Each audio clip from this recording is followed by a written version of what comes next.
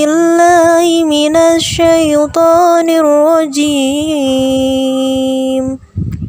Bismillahirrahmanirrahim.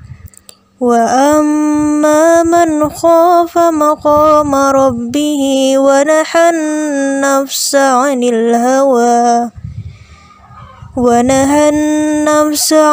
hawa fa innal jannata hiyal ma'wa.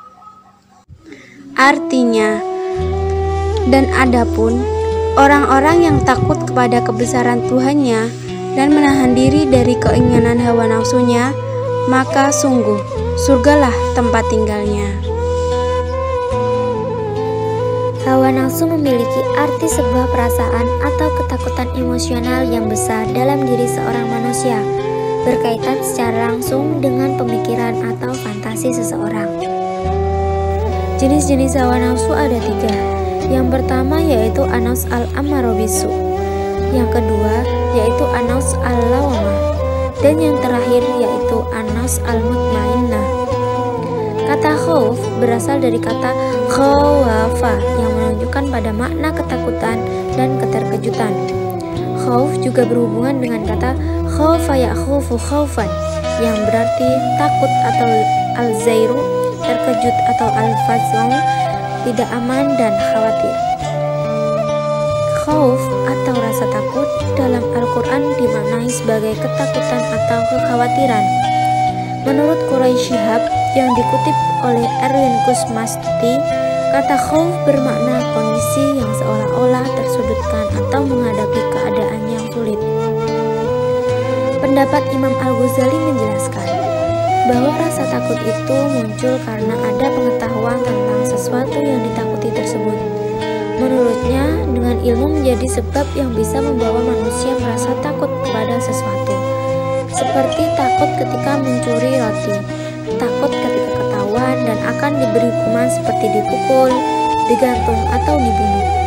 Karena ia tahu bahwa mencuri itu hal yang tidak baik dan mendapat dosa, atau takut disebabkan oleh sifat dan tabiat dari yang ditakuti, seperti takut pada air, karena pada tabiatnya air dapat menenggelamkan dan juga menghanyutkan.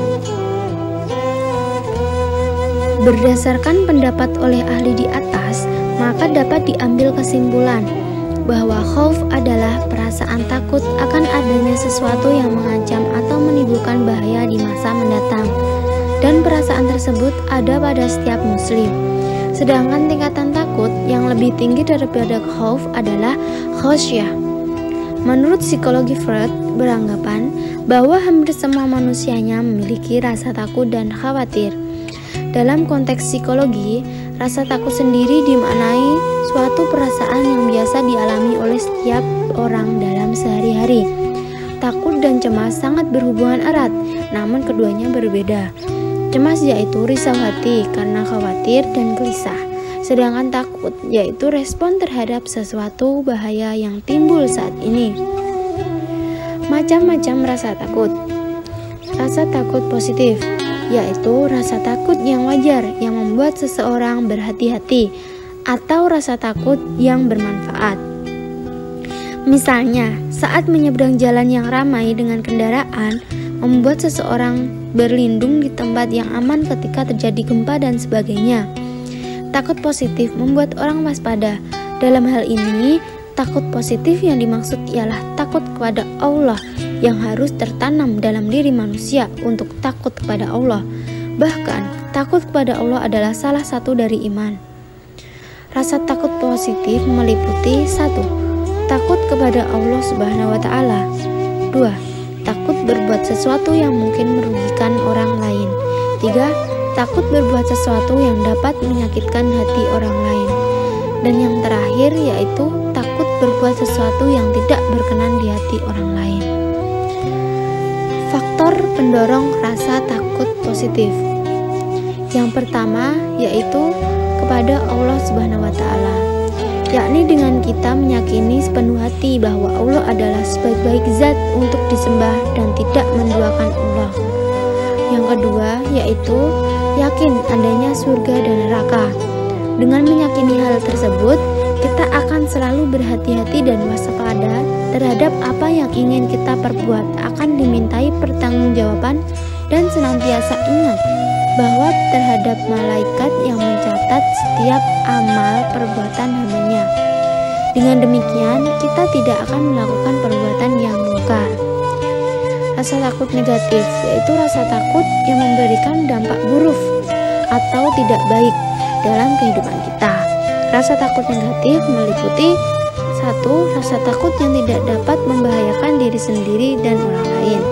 2. Rasa takut yang merugikan diri sendiri maupun orang lain. Cara mengatasi rasa takut. Yang pertama, cari waktu untuk menenangkan diri. Hal ini dapat dilakukan dengan cara menarik napas dalam-dalam, meminum air, ataupun mendengarkan musik. Yang kedua, kenali pemicu kecemasan dan rasa takut. Kenali dulu apa yang menjadi pemicu dan apa gejala yang ditunjukkan ketika merasa takut. Dengan begitu, akan lebih mudah untuk memfokuskan diri untuk mencari cara untuk mencegah dan mengurangi masalahnya, daripada menghindari yang nantinya akan berdampak negatif pada diri kita sendiri. Yang ketiga, bangun percaya diri. Dengan memiliki rasa percaya diri yang kuat, hal tersebut dapat mengurangi respon emosional terhadap kekuatan tersebut. Yang keempat, kendalikan stres. Mengendalikan stres dapat dilakukan dengan berbagai cara, yang salah satunya adalah berolahraga atau melakukan relaksasi. Yang kelima, jangan ragu untuk meminta bantuan. Kita dapat meminta bantuan dengan psikolog untuk diberikan konseling.